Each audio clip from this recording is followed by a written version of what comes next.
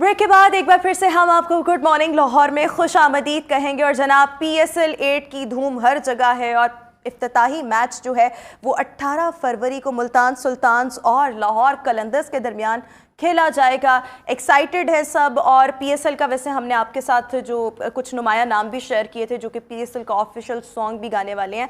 मैं ज़्यादा बोलूँगी नहीं क्योंकि हमने इन्फॉर्मेशन जो है ज़्यादा से ज़्यादा हासिल करनी है। हमारे साथ one and only Irfan Zaheer, the sports anchor and analyst and a very dear friend of mine. Irfan हमें शो में ज्वाइन कर चुके हैं। Irfan, thank you so much. इतने गुस्से में क्यों हैं?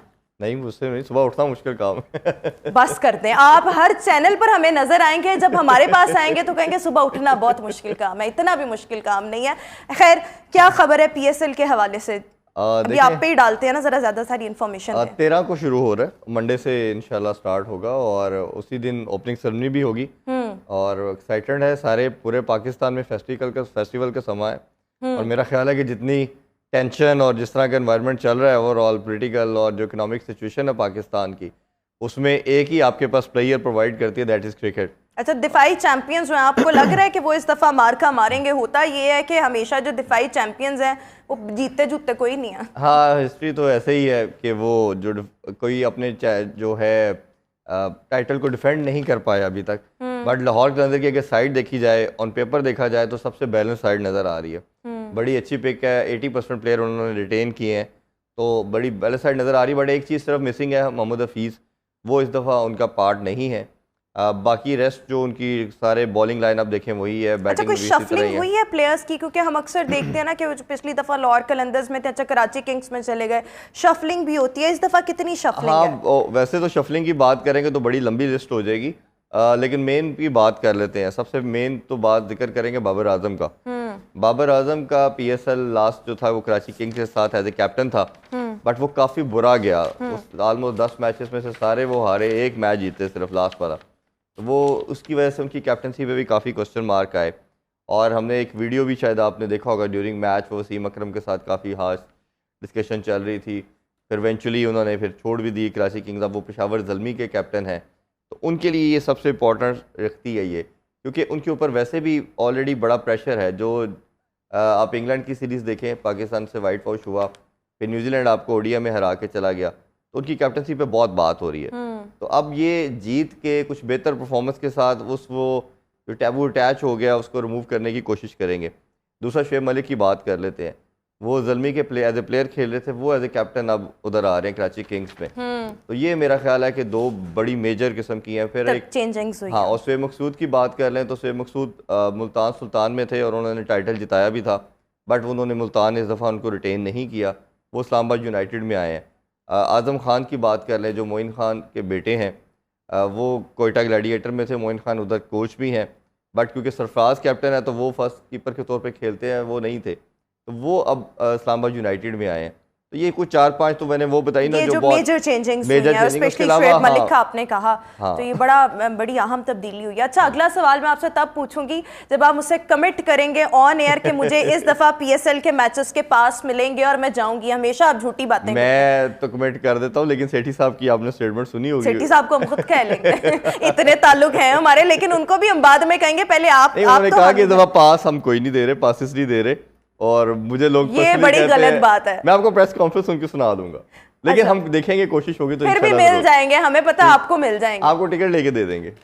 ये अजीब बात है, हमने मुफ्त में देखना हम पाकिस्तानी हैं, हमने मुफ्त में देखना। अच्छा, वैसे आपको क्या लगता है PCB के चेयरमैन अब की बार सेठी साहब हैं, सो क्या क्या चेंजेस आप देख रहे हैं? कितना पॉजिटिव रिजल्ट, क्योंकि उनकी एक ऑलरेडी फैन फॉलोइंग तो है, बड़ा लोगों ने उनको होल हार्टेडली दोबारा से as a PCB chairman accept किया, फिर PSL इंट्रोड्यूस भी उन्होंने करवाया। तो व्हाट डू यू थिंक कि अवाम का रिस्पॉन्स और सेठी साहब की सरबराही?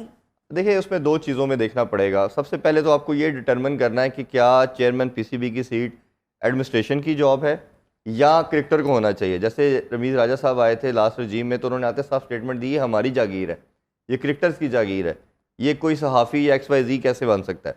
बट दूसरा स्कूल ऑफ थॉट, जैसे मैंने कहा कि ये एक एडमिनिस्ट्रेशन की जॉब है, और मेरा खुद मानना ये है कि किसी भी इदारे, जैसे ये चैनल है, इसके लिए ज़रूरी नहीं कि शोबिस का बंदा हो। जिसकी एडमिनिस्ट्रेशन स्ट्रॉन्ग होगी वो इदारे को लीड कर सकता है। तो administration is entirely different thing. और सेठी साहब क्योंकि एक बिजनेसमैन भी है, उनके पास बड़ा वास्ट एक्सपीरियंस है एडमिनिस्ट्रेशन का। और जिस तरह आपने PSL की बात की ये भी उनके क्रेडिट पर जाता है। वो एज ए चेयरमैन भी काम कर चुके हैं। अभी तो 120 दिन के लिए वो कमेटी के चेयरमैन है, अभी कमेटी बनी है 120 दिन के लिए, जिन्होंने आइन को रिवाइव किया है 2014 के। उसके बाद ये 14 रुकनी टीम है उनके नीचे काम कर रही है। क्योंकि सारी चीज़ें सेटल डाउन हो जाएंगी तो फिर जो पैटर्न इन चीफ है वो पीएम साहब है, फिर वो अनाउंस करेंगे किसी को। दोबारा 2 नामों की नॉमिनेशन होती है, उसमें से बोर्ड ऑफ डायरेक्टर जो हैं वो चूज़ करते हैं। तो इस मेरा ख्याल है कि मोस्ट लाइकली सेठी साहब ही दोबारा चेयरमैन बनेंगे। और जो दूसरा आपने बात की कि कैसा उनका टेन्योर है, टेन्योर अच्छा चल रहा है। उसकी एक प्राइम एग्जांपल आपको मैं देना चाहूँ तो जितने फ्रेंचाइज ओनर थे उनके लास्ट रजीम के साथ रिलेशन ठीक नहीं थे। उसकी वजह से क्या हुआ कि वो उनको कोर्ट में भी ले गए। ये मैटर हाई कोर्ट में भी चला गया, ये PSL फ्रेंचाइजीज के ओनर्स ने, कि हमें जो फाइनेंशियल्स हैं जो कमिट किए गए थे वो नहीं दिए जा रहे। फिर हाई कोर्ट ने इनको दोबारा कहा कि आपस में बैठ के इस पे बात करें, ये अच्छा नहीं लगता कि आप कोर्ट में आके अपने मसाइल को लेके आ रहे हैं। वो बैठे तो सही, बट एक कोल्ड वार इनकी चलती रही। जैसे ही सेठी साहब आए हैं तो they have settle down their all the concerns. अब काफ़ी मेरी खुद भी 2-3 फ्रेंचाइज ओनर से बात हुई है, उन्होंने भी कुछ ऐसे प्लेज किए हैं सेठी साहब ने कि हम चीज़ों को आगे इश्यूज़ को रिजॉल्व कर देंगे। और वो सेठी साहब की एक बड़ी चीज़ है कि वो बात को सुनते हैं, वो सबसे ओपिनियन भी लेते हैं। उस लिहाज से ये एक अच्छी चीज़ ये है कि उनके रिलेशन इंटैक्ट हैं।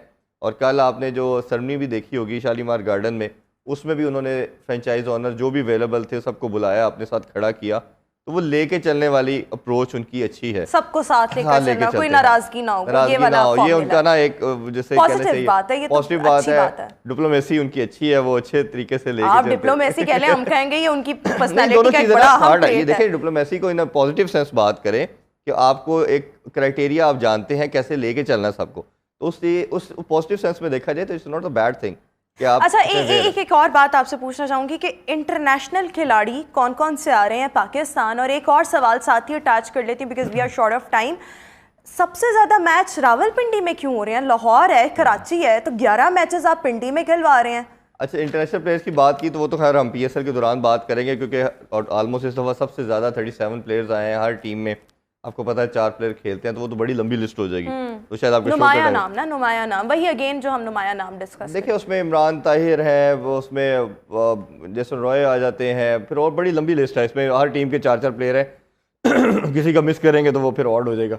हर टीम में 4 इंटरनेशनल प्लेयर्स हैं। इसका होता है इस तरह कॉन्सेप्ट, यस 4 प्लेयर आपके होते हैं, आपके 5 आपके जो डोमेस्टिक पाकिस्तानी प्लेयर होते हैं, एक आपने इमर्जिंग कैटेगरी का प्लेयर खिलाना होता है। इमर्जिंग का मतलब ये होता है कि वो यंग टैलेंट, यस, जिसने अभी कोई इंटरनेशनल तो फिर लाहौर कलंदर्स में ज्यादा देखते हैं, हमेशा ही देखते हैं। ये आपने अच्छी बात की, क्योंकि लाहौर कलंदर एक वाइड साइड है जो हर दफा ऐसे टैलेंट को पिक करती है जो कि लेटर ऑन 1 या 2 साल के बाद पाकिस्तान को भी सर्व करता है।